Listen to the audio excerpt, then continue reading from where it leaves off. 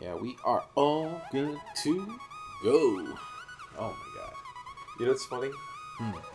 Hey everybody, welcome to the Attic.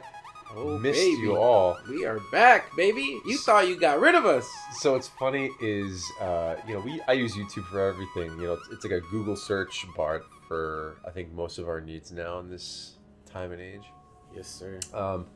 But to access YouTube on my desktop, I have our YouTube channel. That's kind of like my YouTube homepage. I just click that, and whatever the Attic episode is gonna be, it usually starts off with your voice. Like every single day, I just hear your voice. So what you just said right now is gonna be what I listen to for an entire week. Just that first 3-4 seconds, then I mute it or pause it. Oh, shut this guy up. Yeah. Quick. Stop talking. There was an episode not long ago, and it's embedded in my brain. You're like, and we are good to go. Oh yeah. And I have played so many times. We are good to go. Oh, you're about to hear it again. I missed it. I will say we took a little hiatus because you went home, and this time I went home. I visited family. Yes, finally. I'm so happy. I'm so happy that you went to go back to see your family, because I had been telling you for so long. I'm like, dude, you gotta go back. I know, we got busy lives. Yeah. We got work. We got stuff to do. You know, we have our own responsibilities here. We gotta hold down the fort in California. You know, but it's good to go back and see family, see your parents and stuff like that. So yeah, and you do go down a weird memory lane, and it's interesting. I wanted to talk about this actually. Oh, and it also segues into Tears of the Kingdom, which I finally played. Finally, I'm back doing home? It. It feels great. You played it here? Or When I went home and when I went back to Illinois, I sat down with my siblings, and I was like, okay, you gotta play. We sat down, we played it. It was amazing. But what's so cool in that game is there's remnants of villages that once was, or the rebuilding Hyrule. So, this is a makeshift village, and you see the transformation, or you see is that the remnants of Lon Lon Ranch from the Ocarina of Time? And you can kind of make out there's little things like that. And when we go back home, like I did, it's so interesting to see the things that have changed in town, in the area, and things that are exactly the same as they were when I was 3 years old.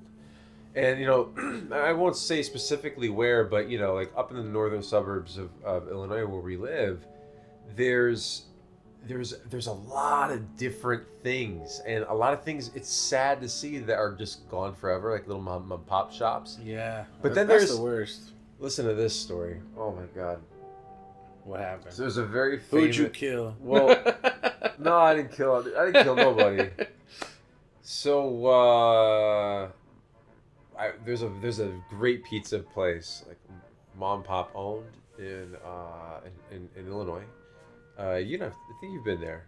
Yeah. This was the first pizza I've ever had in my life as a kid. Yes. We would go there. That was our family's pizza spot. We stopped going there for a bit once we discovered Little Malnati's and Giordano's and all them. But then we came back to them because... Did you have any, by the way? Any Little Malnati's or Giordano's? No, I did not do those. I went to Paisano's. Okay. Paisano's is local.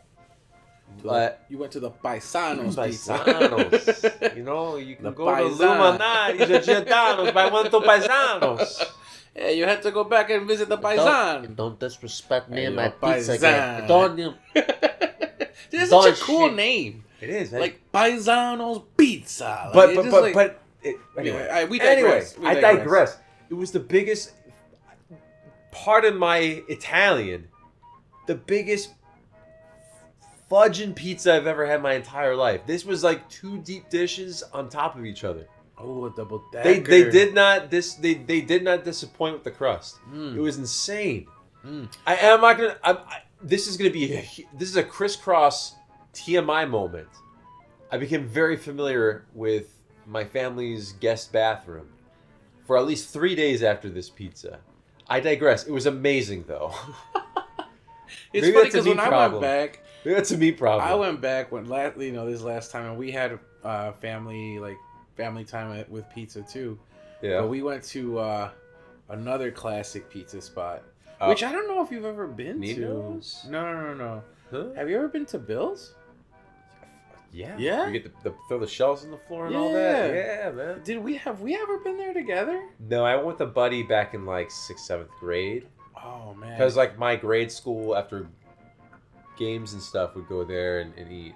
Yeah, man. This is like a legendary spot too. If you're ever up in the northwest suburbs of Illinois, definitely hit up Bill's Pizza, man. They just did a nice little remodel too, so it's a cool little experience. Yeah, man, it's sick. They got a new patio in the back. They put some bears back there, you know. On the inside, it's the same. They got some slots machines, you know, if you want to gamble a little bit. Last time I was there, my buddy Tony, he put in $20 on the way out. We were already walking out the door. There was like 4 senior citizens playing, and there's only 5 machines, so he sat one right in the middle. Bro, he put in $20. He came out walking with like 400 plus. They were so mad because it's because they were losing, and then this guy comes in, like 2 minutes, pop, pop, pop, pop, pop, pop, pop, pop, pop, hits the max spins, just in less than 10 minutes walks out with $400. Crazy. So it's like, all right, I guess. He was like, who wants to go to Michoacana? Oh. You've been to Michoacana, right? No, I have not. You told me you're going to take me. Oh, my God. There's one where I just went to one the other day. You take me. Bro, next time you come over, oh, this is perfect. I've been begging. I've been begging. I've been craving on telling this story for the past couple weeks now. But next time you come over, okay, we got to hit up the Michoacana. And speaking about you coming over, this is exactly what I wanted to talk about. Chris, you gotta let them know. Wait. I gotta let them know. Okay. Did we not tell the poker story? This is what I'm talking about. You gotta let them know. Oh my God. Okay, we'll talk about the poker story. Yeah, this is the poker story. There's a legendary, this taco food truck you keep talking about near your place. It's gone now. No. Oh, wait. No, well, it's still there. Okay. The truck is gone, but there's another spot that is legendary, and we got to go to that one too. What'd you think about the place I brought? Remember that one day I got the food truck stuff? What'd you think about that place? Oh, the one that always comes right here, like every other whatever. Yeah, that was good. That was good stuff. Right? And Chucky on the. But this place is Chucky the doll was the mascot on this thing. So next time you come over, we're gonna play poker again. All right. Now that you're clearly a veteran of the game. And then we gotta hit up Michoacana, and we gotta hit up Don Cuco's. I gotta say something. I think I'm a card master now, actually. My man. I'm a dubbed Let card him master. know what you did. First off, it's so great to talk to back in the attic, not only with you but with everybody back home. I miss this. I really, really did.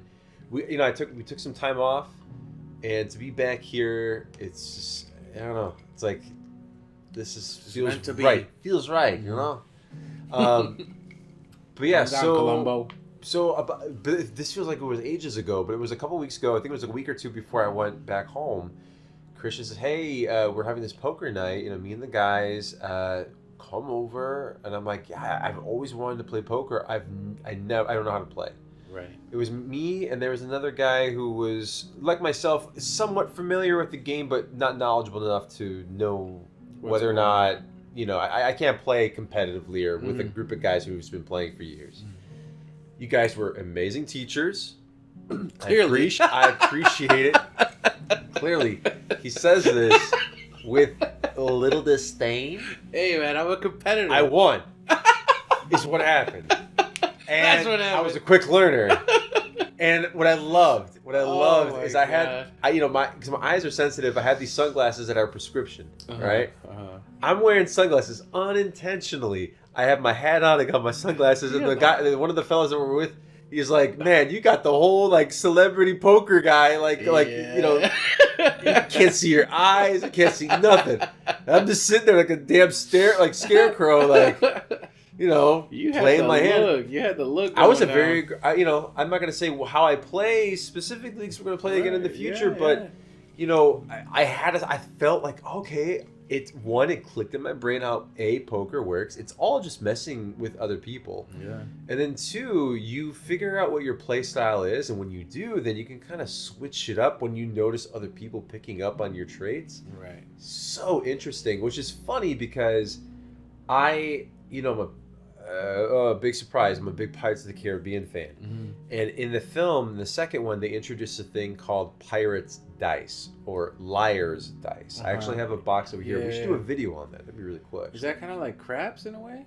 Maybe? I don't know what craps is. Oh, I gotta. That's another thing I gotta teach you. Because when we go to Vegas, we're playing craps. For sure. Yeah. But anyway, it's a game essentially where you're trying to count the dice, which in poker you're kind of counting cards. You're trying to figure out what everybody has on the table, and then you're lying about what you have. Mm-hmm. And trying to deceive the others to either bite or play or stay or what hold. So that's what Liar's Dice is, and that's essentially what poker is. Right. And then when I picked that up, I'm like, oh. So I'm not saying I'm a pro, but for the very first time in my life, I've had so many people try to get me into it or try to talk me through how to play, and it never clicked. And I did, and I had such a great time, and I'm so excited for the next poker night with you guys. Yeah, man. Next poker night is coming. You experienced what like a lot of people call beginner's luck. Thanks. No, that's just what it is. Like I have a story of like my cousin, and we went down to like a poker table. We were probably the same buy-in. We played, and like he literally did not know how to play. Like just like you. I don't even think we taught him that night. We were just kind of like. Over there, we used to print out on the wall like what the hands are and the ranking. So everything was on the wall. Yeah. You had your chip, what each chip was worth, and what each card was ranked. But we didn't tell them nothing because honestly, we were a group of sharks. And what that means is that you're there. Clearly, all these people know how they're playing, and you just kind of invite people to take their money. Mm-hmm. Now, this was not the case. In our poker game, we tried to teach everybody that didn't know, because we taught you and we taught someone else before you got there. Well, there was even like one time where I think I put something down and I didn't know to call it, and you were nice enough to say, "Hey, I think that's something. You have something there. Make sure you." Right. Well, I actually called you out because I called you out based on what this story I'm telling you. So.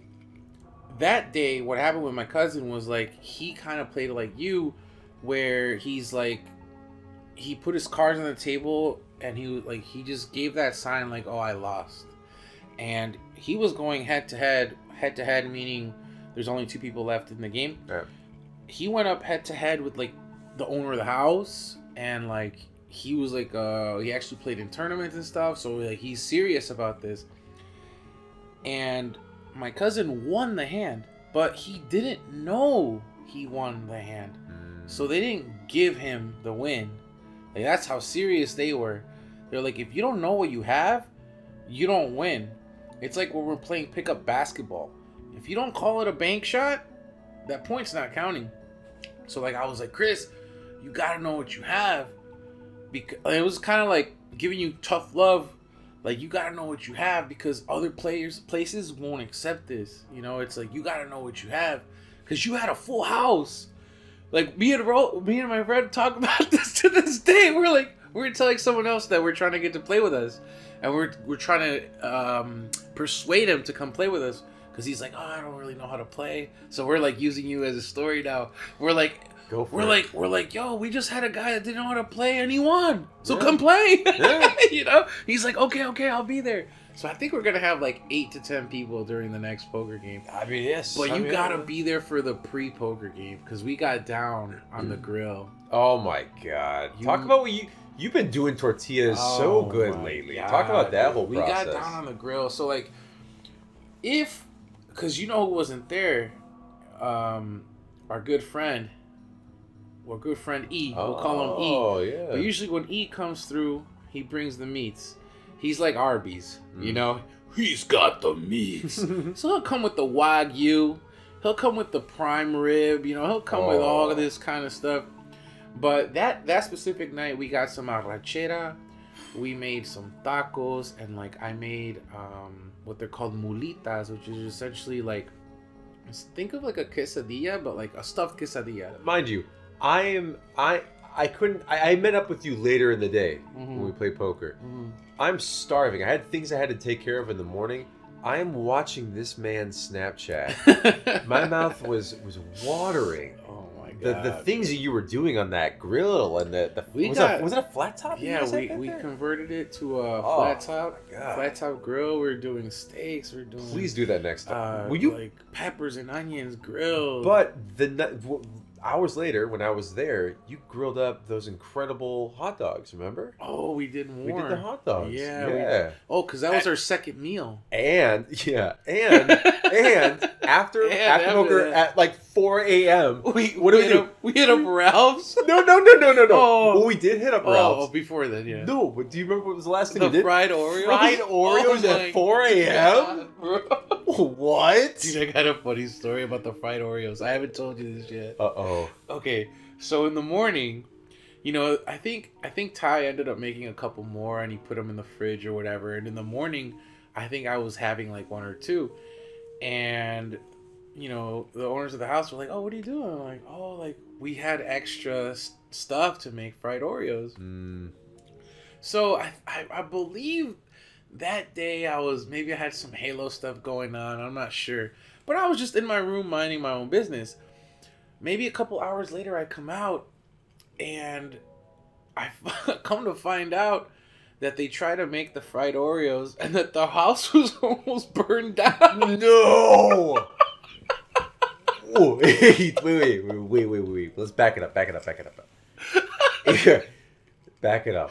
It almost burnt down the following day after I left? Yeah. So this was not when we were doing it? Yeah, so I'm telling you. So what? Who did this? What? So I'm there, I'm there in the morning, and I'm eating a couple of reheated fried Oreos, and they're like, "Hey, we have enough to make more." Uh-oh. And I was telling them, there was a lot of batter. I was like, all we did was just mix the batter, put the Oreos in the batter, and fry them in the oil just for a little bit. Flip them, and they're done. It's like, I'm like, it's super easy. So, him and his wife were like, okay, cool.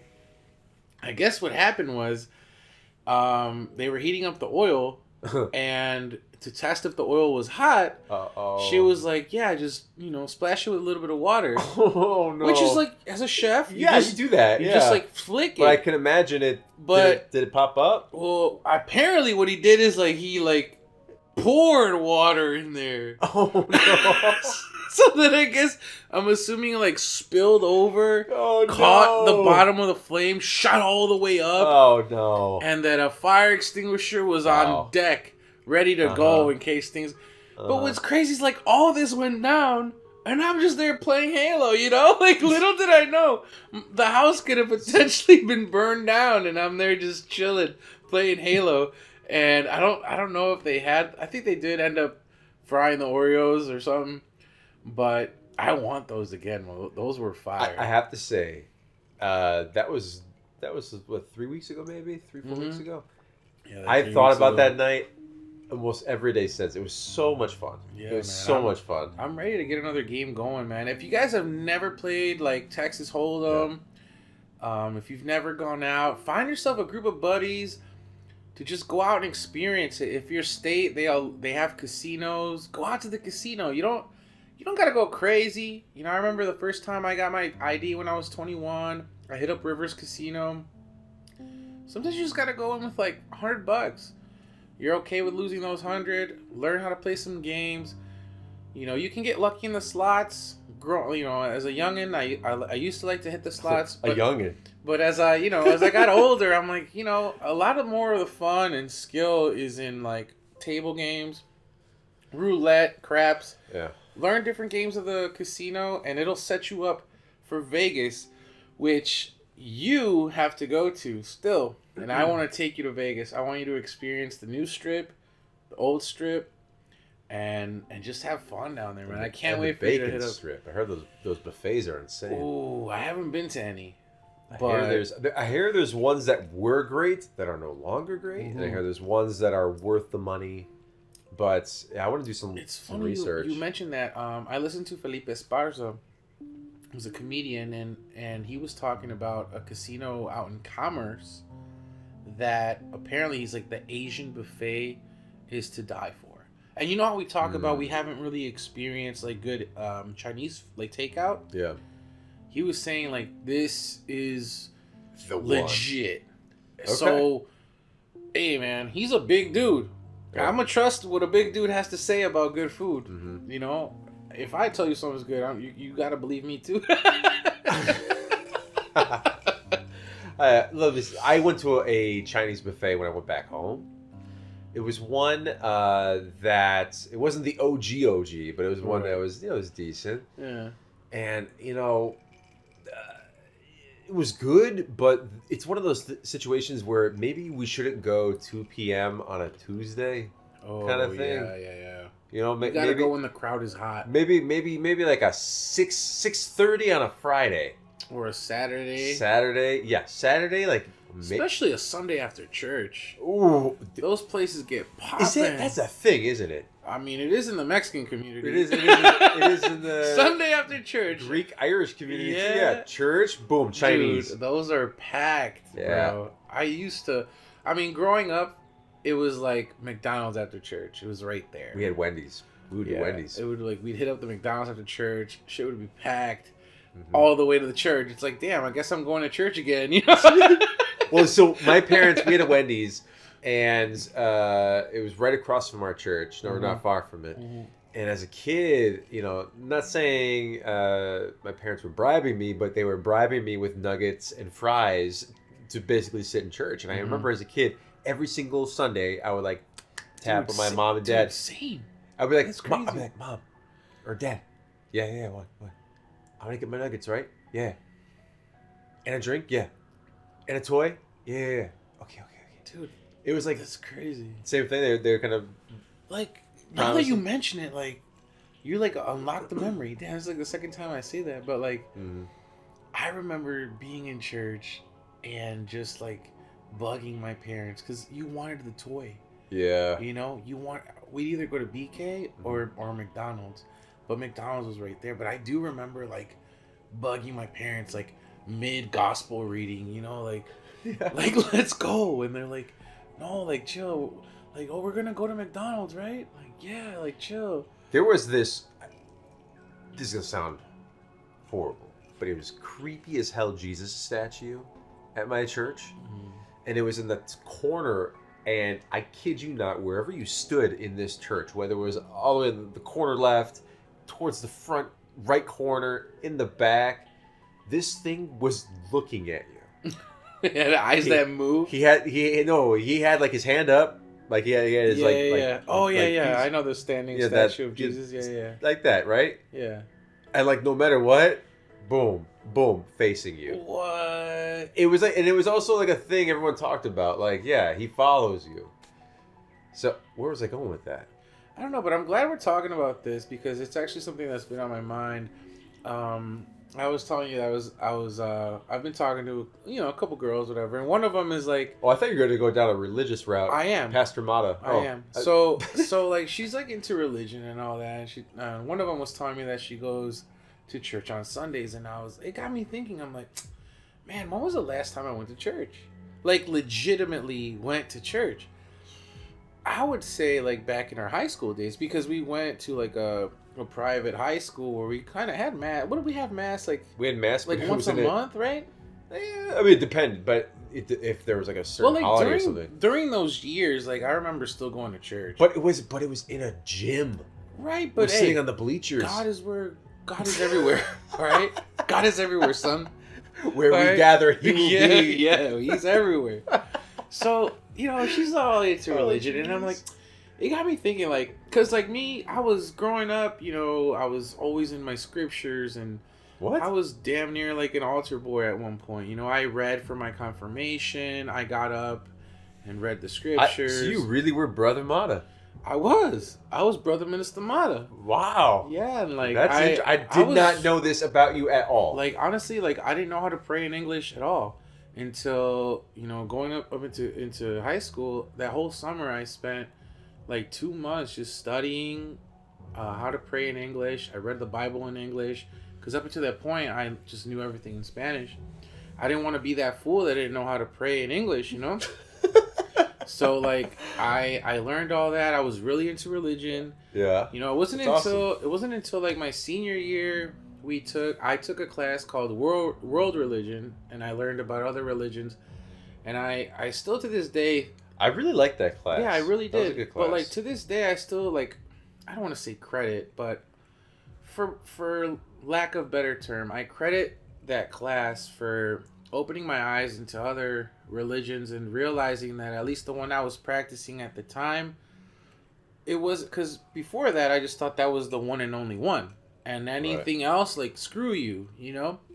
But that one really opened my eyes to like, man, we're really not all that different. Like we all have, well, there's differences here and there, but pretty much the same. But that like took me on a path where I don't even know what you would categorize it nowadays, but I think I'm agnostic if you want to put a label to it. But because I really don't practice. That's like you have a faith, but you don't necessarily ascribe to a certain church or a house or something. Yeah, like that. so I think that's you're not what Gryffindor. You're not because we've talked Slytherin. about this, you know, off the mic. So that's kind of like what I have been, I'd say, for the past, I don't know, 12, 15 years, something like that. So anyways, I digress. Go back to the story. So it got me thinking, you know, I'm talking to this girl, she's religious, blah, blah, blah. I'm like, do I see myself ever going back to practicing like one religion like that? Or like, you know, if I were to like take that route, like where I'm like dating somebody or gonna live my life with somebody, like would I ever go down that path again? And I guess we can talk about this. Like, do you ever see yourself, if you're practicing or not practicing, whatever, do you ever see yourself being like as religious as you were like growing up? Or that's under the assumption I was ever religious. Right. Yeah, because clearly I was telling you about me. I was pretty religious. Yeah, I mean, my name is Christian after all. Oh, that's why I gotta be.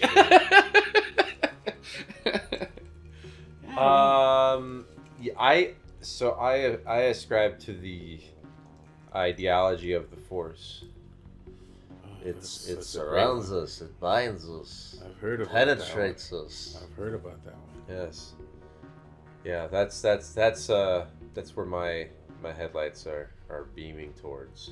Yeah, I mean, I've heard that religion is it's practiced all over the world. All over the galaxy. Actually, it's all over this Earth. Only this Earth. You knew that, right? What is what? What? That religion. The Force? Yeah, it's only practiced on Earth. You don't know that. It is. How do you say that so definitively? Brother Minister Mata. I just know. And speaking of Earth, I want to take this time to talk about our sponsor, Entertainment Earth. See, I entertain you while talking about religion. Who said religion can't be fun? And who says collecting items for your beautiful home cannot be fun as well? And guys, we have some amazing new offers. Shout out to everybody at Entertainment Earth for believing in us and what we're doing here. And my man Chris is here to tell you guys all the special offers you guys can get if you guys use our code in the description or in the comments down below. Let them know, Chris. Wow, and then he takes the sip. Beautiful intro. Thank you so much. We have an affiliate link. We have a 10% off your full order over at Entertainment Earth for all your fun toys needs. And there's several new items that are in the shop currently. It's something that I'm actually eyeing is from the new Disney Plus show, Ahsoka. You were just talking about it. Yeah, I was talking about it. Sabine Wren. Are you familiar with Sabine? I do not know. No? Okay, well, she's a character, and she's a Mandalorian. So as you see, I have a bunch of these helmets, and they have a new Black Series Hasbro helmet that I want. You gotta get it. It's Sabine's, and I'm like, 10% off. Use our code. Kind of want it. And then we also have another code. If you spend over $79, you get free shipping on your total order. So that is all in the pinned comment and also in the description. And guys, use our code. Let Entertainment Earth help you out, and in return, you obviously give us a little kickback. Without your guys' support, we can't keep on doing this. So it means a lot If you guys use Entertainment Earth, code what again, Chris? It's in the pin. It's in the pin because it's constantly changing.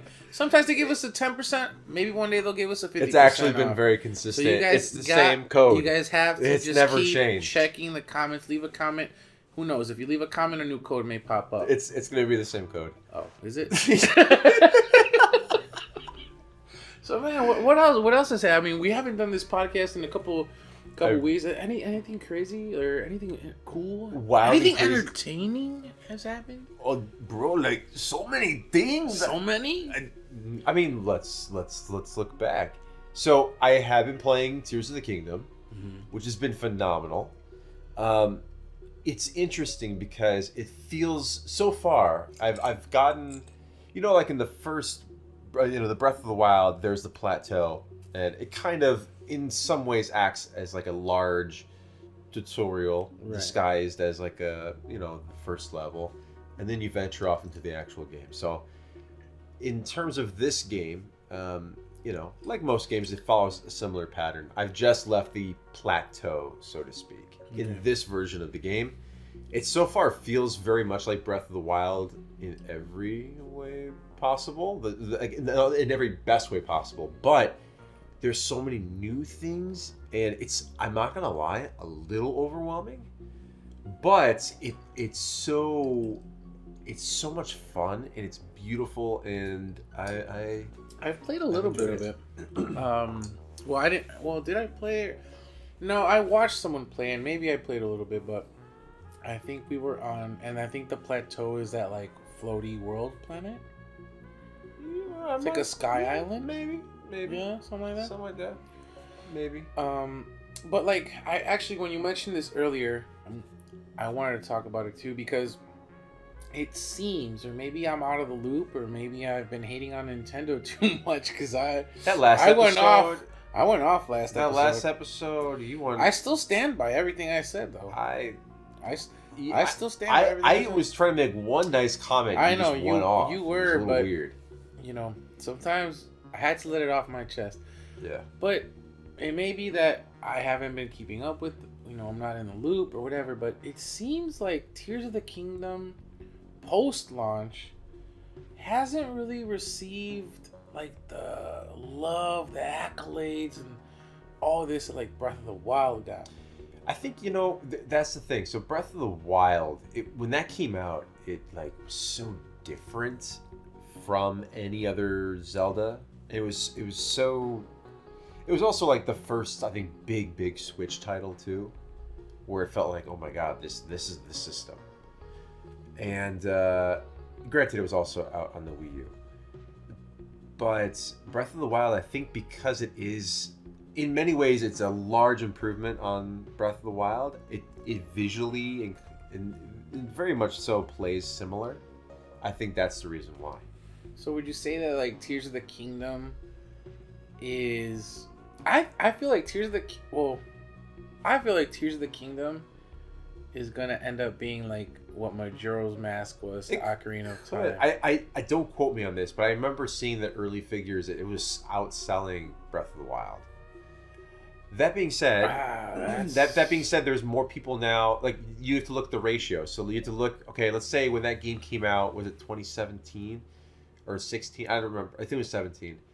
Let's say there was, easy math, 1 million people that owned Switches. Mm-hmm. Well, now there's 20 million. So what's that ratio look like? The Switch actually just surpassed the Wii in most sales. I heard about that. Yeah, that's awesome. But I feel like Tears of the Kingdom is underappreciated right now, and that's why I say it's gonna be the Majora's Mask, because I remember when Majora's Mask came out, like, it was cool, but it was just overshadowed, and I never beat it. I feel like a lot of people just didn't really like care for it. It was a very niche Zelda game, but then much later it was truly appreciated for what it was and how it changed and how it was different from Ocarina. And then Ocarina was this amazing, like, how do you follow up Ocarina, right?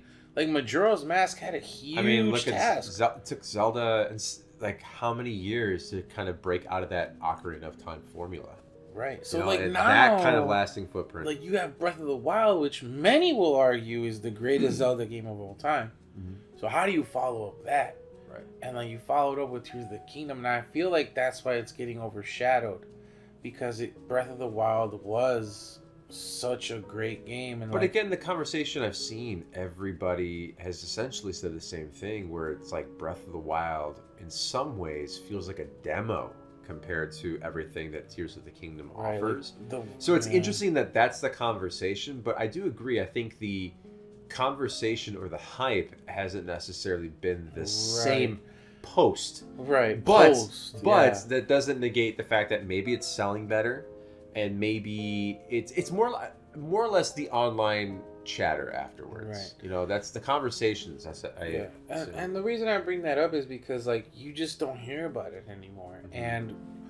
And that leads up to me talking about some of the newest games that have come out on other systems, such as the newest one that's being talked about right now is called Starfield.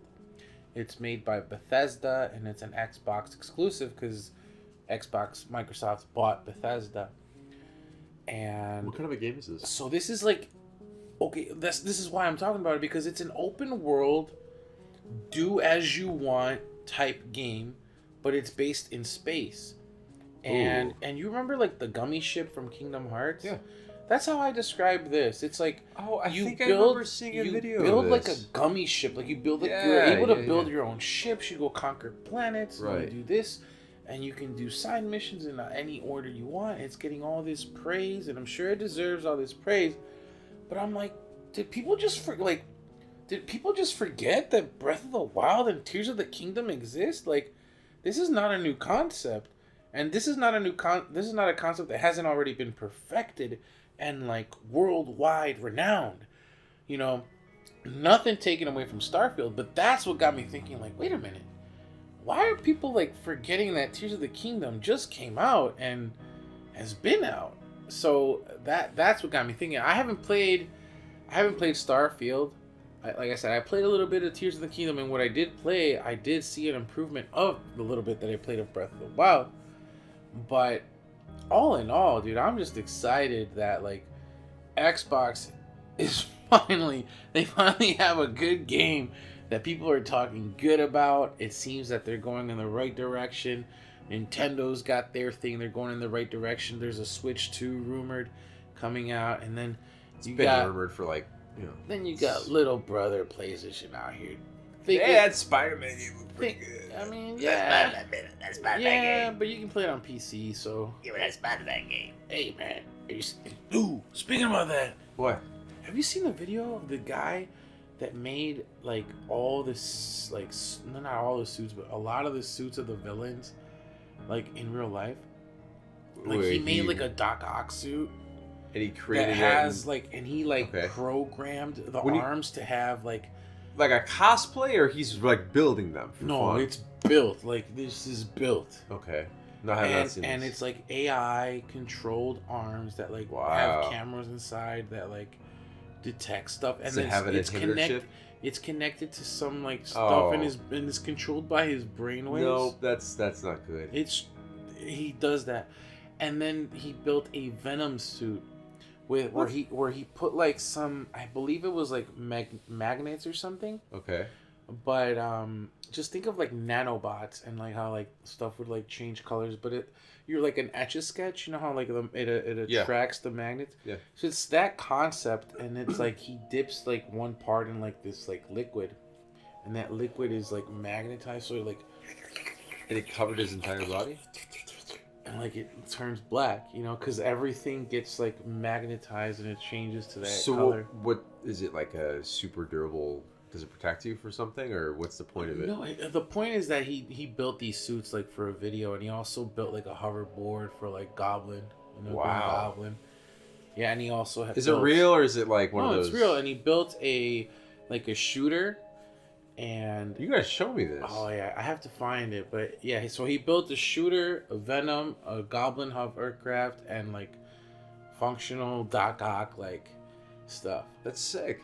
Yeah, like dude, Spider-Man is okay. You want me to rant about Marvel? Go ahead. I do this. I feel like every week now. It's good, man. We gotta let them know. Spider-Man is the only thing my heart and soul is in Spider-Man.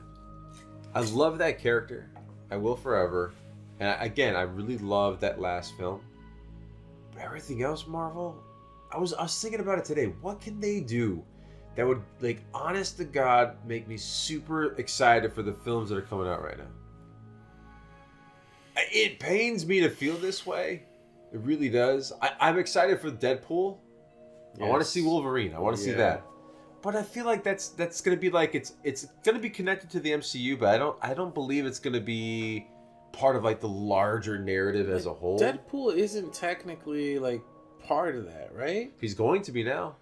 But before he wasn't, because it was Fox, right? It was Fox, but they're gonna use, they're gonna make it all one big universe. Well, that's what I'm saying. Like back then, like those Fox, like that whole Fox like timeline was great. Was amazing. Like I love the X-Men films. X-Men Origins was amazing. Yep. All the Deadpools have been great. Yep. I'm excited as hell for that Deadpool 3 too. Like we know it's gonna be an amazing movie. Mm-hmm. You have the old school animated series X-Men's suit, dude. Like I grew up on that. Huge Jackman back playing the character. Jackman back. Now, which again, Logan was a great end. It's. I'm a little scared, bro. I love that film. I was in tears in that film. Yeah. So, but I'm excited to see him back. Yeah, I am too. But a little bit of part of me is like, dude, I already cried for your death. I already cried. But you could understand maybe it's just a different universe, different timeline, different something. They can explain it as he's a variant. Yeah, I'm glad he's back. I'm glad he's back. It's cool, like you're saying. Now they're gonna have to tie him into the MCU. How are they gonna do it? Yeah, you're right. Like, what would excite me, like from Marvel? And it's not even necessarily these individual films. I think for me as a viewer, and I know I'm not the only person that feels this way. I failed to really understand the overall threat that faces the connected world that is the MCU. That they so successfully did with the first three. Because you knew, okay, at some point, all these characters, the first big jump was having them cross over in that first Avengers movie. Mm-hmm. And then you get a taste of Thanos, or what he's capable of. He doesn't even have to necessarily appear, aside from that one glimpse of him. But then you knew that was the big overall threat. Mm-hmm. And you're like, wow, that's something we know to fear because of the buildup of what the stones can do and all these things. I don't necessarily understand the concern of the new threat in this new phase. I don't even know what the new threat is. I mean, to be honest, I haven't really kept up with... I can't even remember the last Marvel movie I watched. I'm trying to remember myself. I've kept up with it, or if I haven't seen it, like I've read into what it was. The last one I watched was Doctor Strange. Oh, you went back that far? And that's technically the new wave, right? Yeah. I think that's the last. Technically, that was phase 3. We're now on phase 4. Phase 3 was so one note to me. It felt like it didn't have any identity. I haven't watched anything. Have we talked about Blue Beetle on the podcast yet? No, but go for it. I haven't seen it yet, but I really want to. Avoid spoilers. Because this is what I was gonna say. Marvel. Boo. Nah, it's about. I think it's DC's time to shine. I think it's DC's time too. I'm telling you. It's like Marvel slipped up. It's like a UFC fight I watched the other day. The champion just made a wrong move and the challenger just caught him slipping. And I think Marvel's getting caught slipping right now with DCU. And honestly, Blue Beetle, I don't think it's in theaters anymore. They pulled it early because they thought that it wasn't going to do well. But after a couple of weeks, with a lot of movies though. Yeah, they've been doing it with a lot. Straight to the streaming. But here's the thing with Blue Beetle, and DC just as a whole, it's not so much I want Marvel to fail, it's I want DC to succeed. Right. In the same way that I want Universal to succeed, in the same way that I want Microsoft to succeed, or even Sony, because it then allows the Nintendos, the Disneys, these other corporations to wake up and stop being so damn comfortable. Like, they own it and they don't have to take any risks, and they have to then try themselves. Right. Because when you get that healthy competition, I want to see Marvel like really wow me again. I've seen decent movies from them in the last couple of years, but I haven't been wowed, and I haven't been honest to God excited. And it pains me because for a good decade of my life, I could not think of anything other than Marvel films. That's true. Yeah, every year you were just waiting and waiting. So like, excited. You're like, what's coming next? I'm a little bummed out, though, because I remember when I watched Blue Beetle, I posted something on Instagram, and one of my buddies that's like really into all this stuff, he hit me up in a DM, and he's like, hey, this is like pretty much already like scrapped, because this isn't one of the movies that like what's his face is not gonna like continue. James Gunn. Yeah, he's like, this is already like this is like it's weird before James Gunn like came over, and I don't know if they're not gonna continue. It's already confirmed, or like who knows. This is the wording that they said, or this is essentially what they said they're gonna do with this. Cholo, the actor who played the Blue Beetle, Cobra Kai, man, our boy, Miguel. Oh my God, our boy Miguel. Miguel, he's going to continue in this new DC universe, but this film in particular is part of the old, is not necessarily the new. So if they want to tell a different origin story or set up a different villain for him moving forward, so that they don't have to be pigeonholed to whatever universe they built in that film. So it's like rebooting his story again, which is weird because they just told it, but with the same character. I hope they don't, because I think that like near the tail end of the run it had in theaters, like it was picking up steam. And a really good word of mouth. And this is during it. That was the only publicity they have. Because of the strikes, they weren't really allowed to promote it. Right. Now, I didn't even know this movie was a thing. Yeah. And I didn't hear about it until word of mouth, So it just goes to show the power of the word of mouth. Yeah. Because they didn't promote this at all. But, I mean, I'm promoting it right now. Like, I've said it on my personal Facebook. I've said it on Twitter or X. I've said it on Instagram.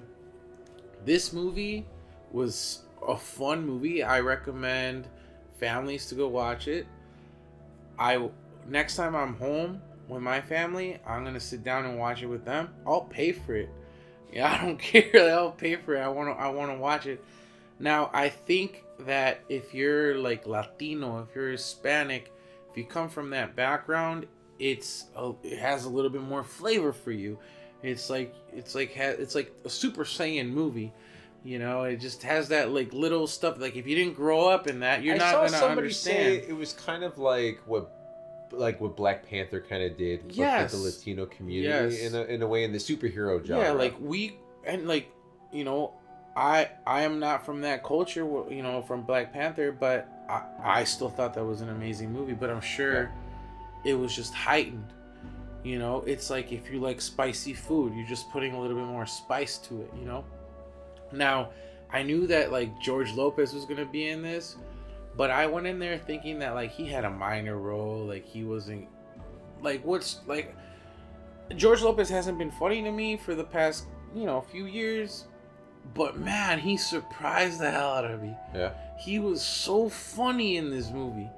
I loved this character. The grandmother was also really great too. The grandma, like all these characters were dope, man. Yeah, like they did a really good job of getting yourself attached to all of these characters. So this is what I heard about the film. I heard that the superhero stuff was just like normal basic superhero stuff, but the family dynamic was what made the film.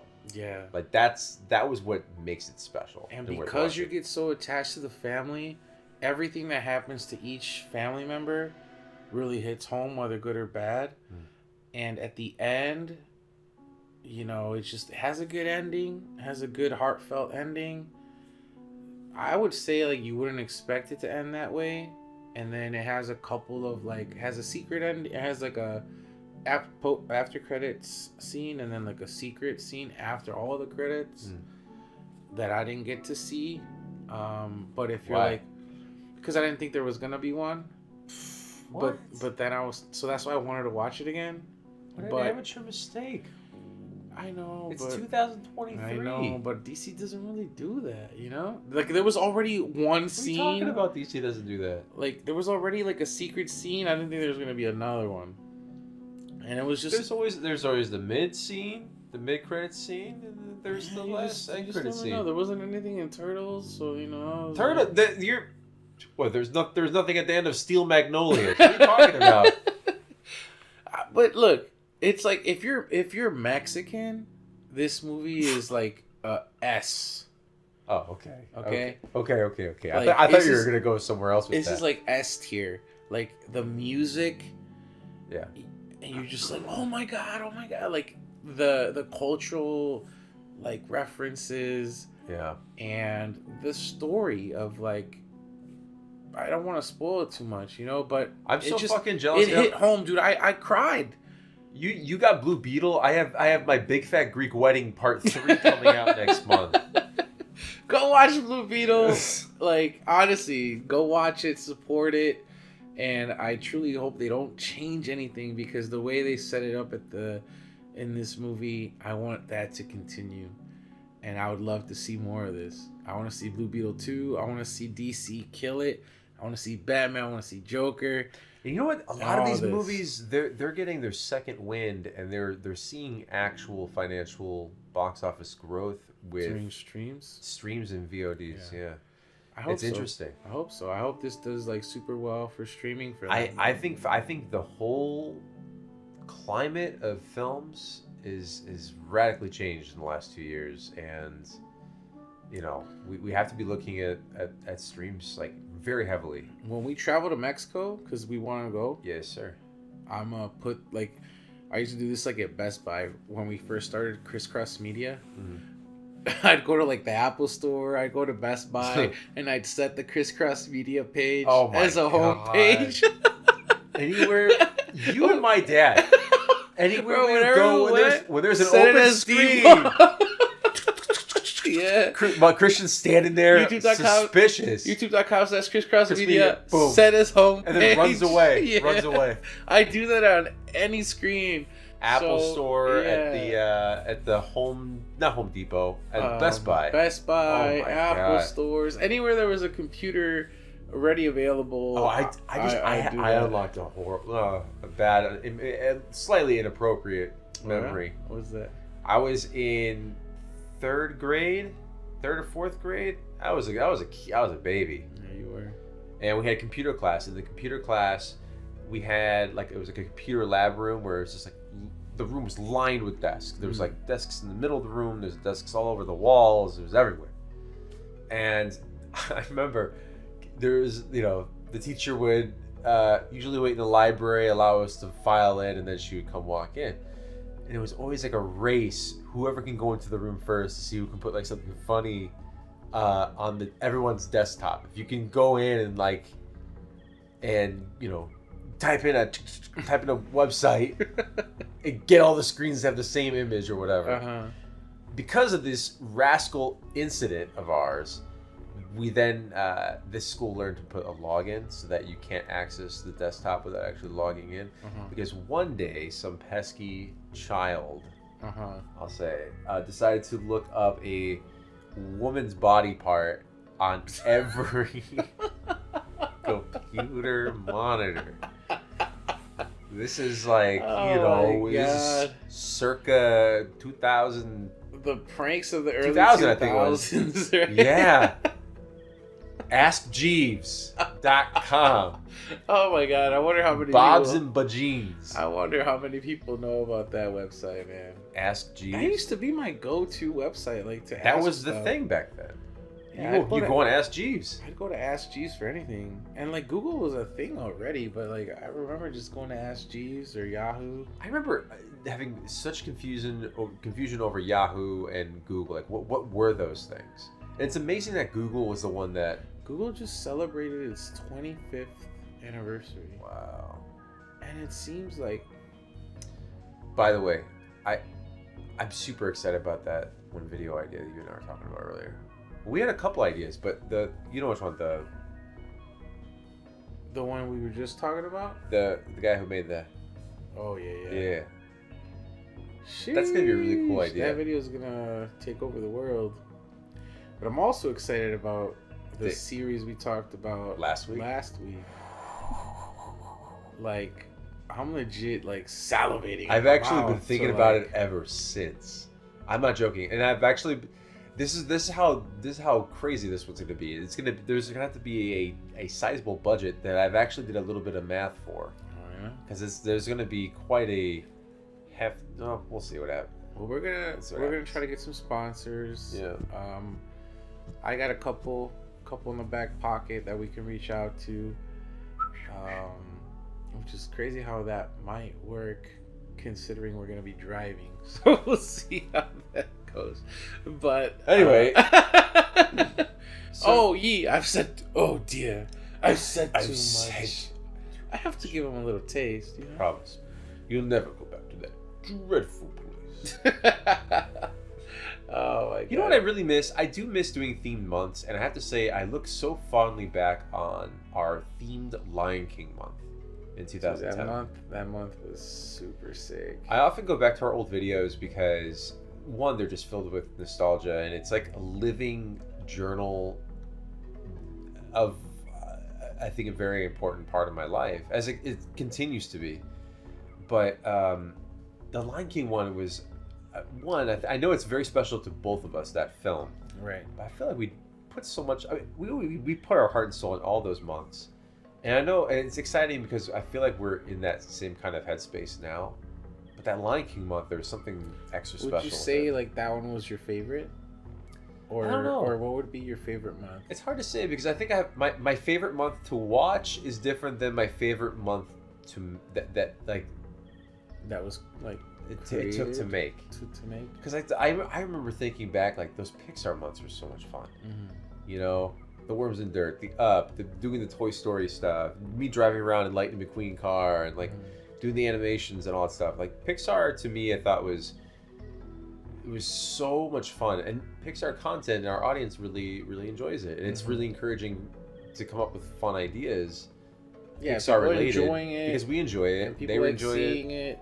Then like let's keep making it. But I think like to watch, you know, I always go back to.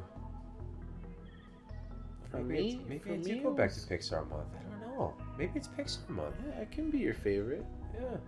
For me, it was. I mean, I loved Pixar month. Don't get me wrong. Yeah. But I really loved Sonic month.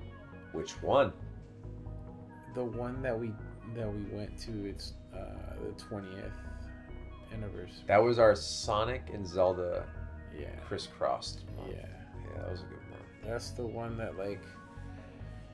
I don't know, because like Sonic was just nothing. Like we didn't grow up on Sonic, and to me that was like us really turning into adults in the sense that we realized that like things that we may have not like agreed with or we didn't really like or whatever, we were able to like overcome all the stuff that we, you know, grew up as kids like hating, like oh screw Sega, you know, screw this, screw that. But it's like we grew up and we learned like, wait a minute, it's not that bad, and we actually like this guy, and these games are actually pretty fun, and I mean we got to make we got to experience some cool stuff. So like that's why that month will always have like a special place in my heart. Absolutely. And that was also tied into just you know, the announcement of, I think it was Skyward Sword at the time. So there was Zelda hype, and then our first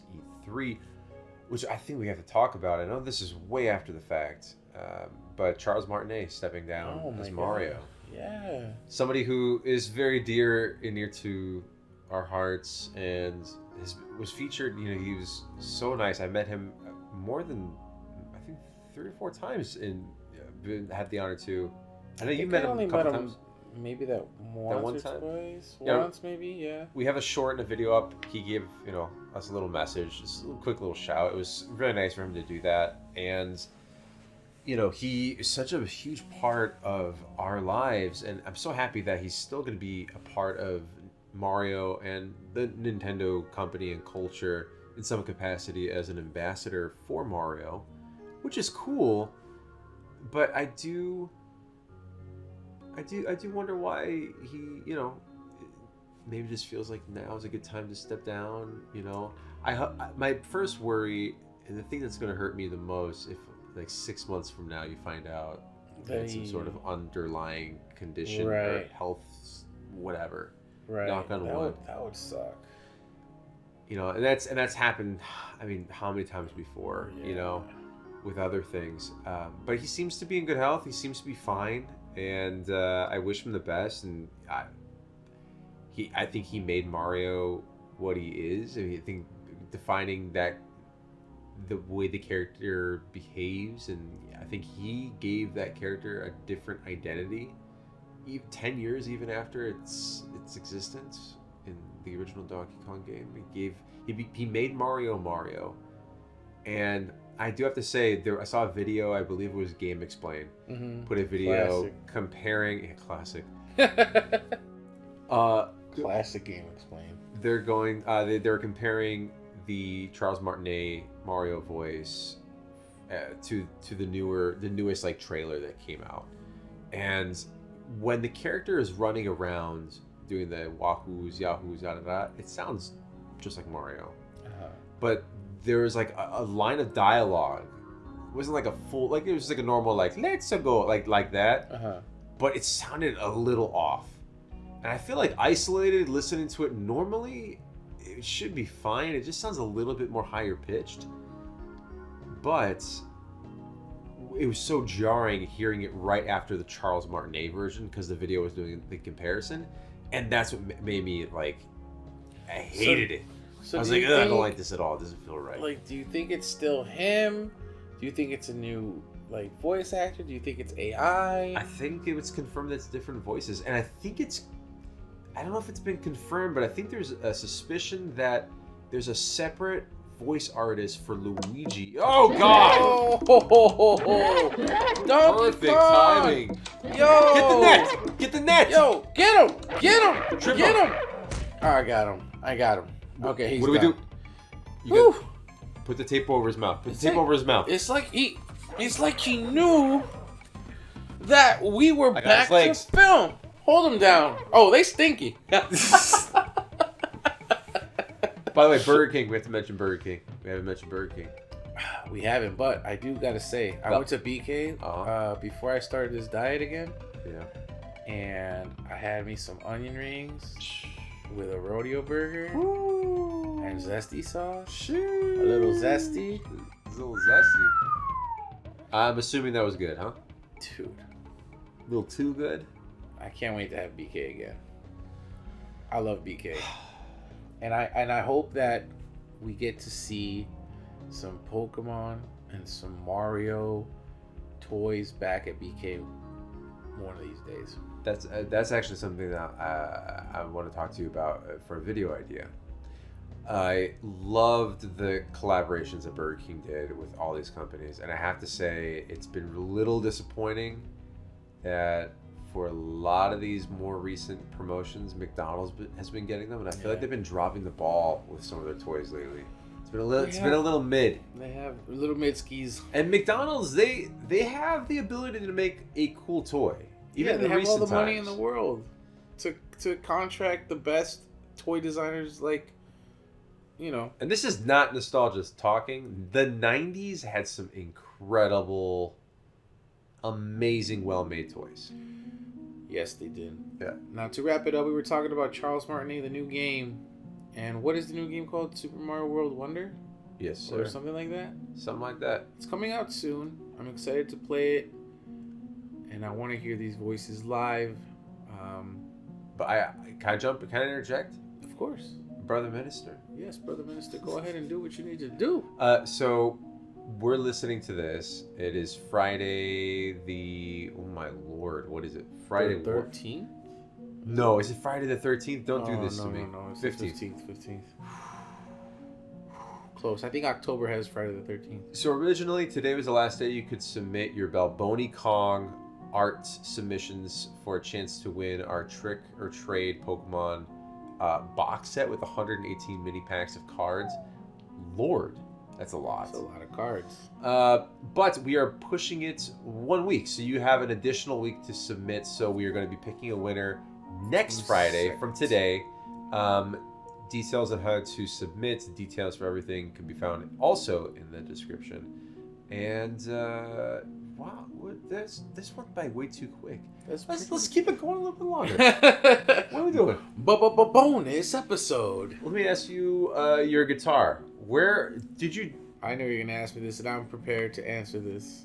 Why you? I like the way you said it. Was like it reminded me like someone in court. You gotta be ready when you come to the attic. By the way, I watched Liar Liar again yesterday. I know you talked about it a couple weeks ago. No wonder someone mentioned it to me. I'm like, they probably watched it again.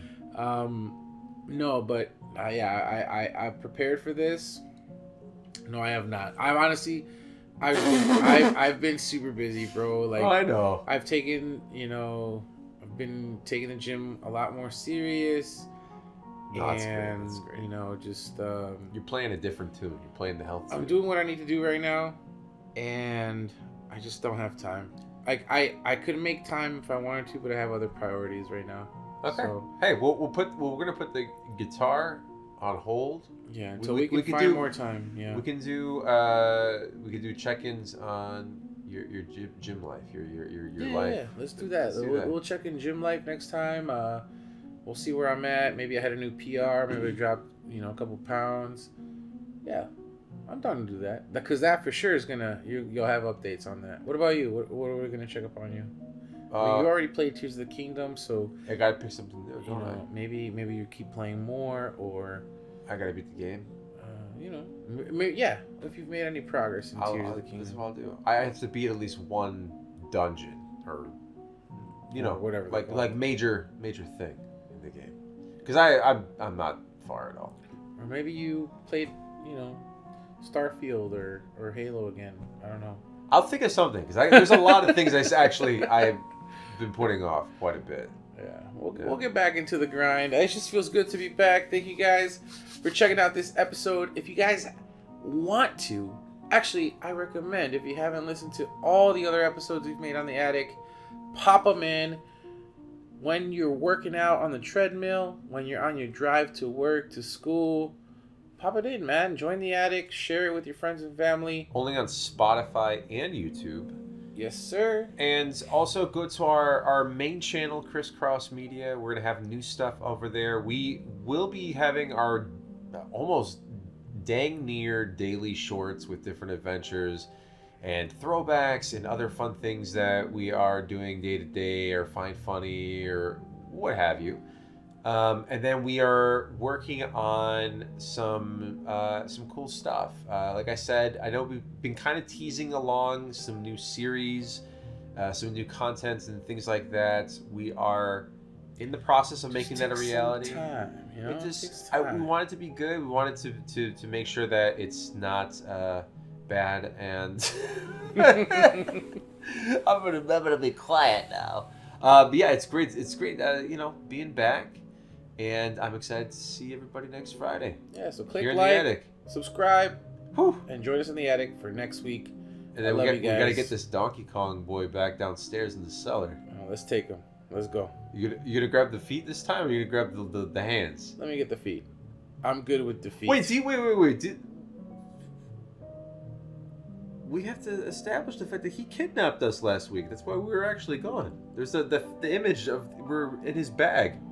We were at coconut gunpoint. You know me, brother.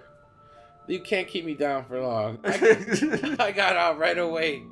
And you don't remember you were knocked out. I went back in to save you. But we made it out safely. I locked them back up. That's why it smelled like coconuts and ape feet. I put him in his place. You didn't have to worry about it. You were knocked out. He hit you with the naked chokehold. You know, I slipped out of his grasp and I came back to save you. That's what kind of good of a brother I am. So we made it out alive. Thank God. We're here and he's the one locked up right now. So boom, baby. Welcome. Thank you. Give me a high five. And that's that.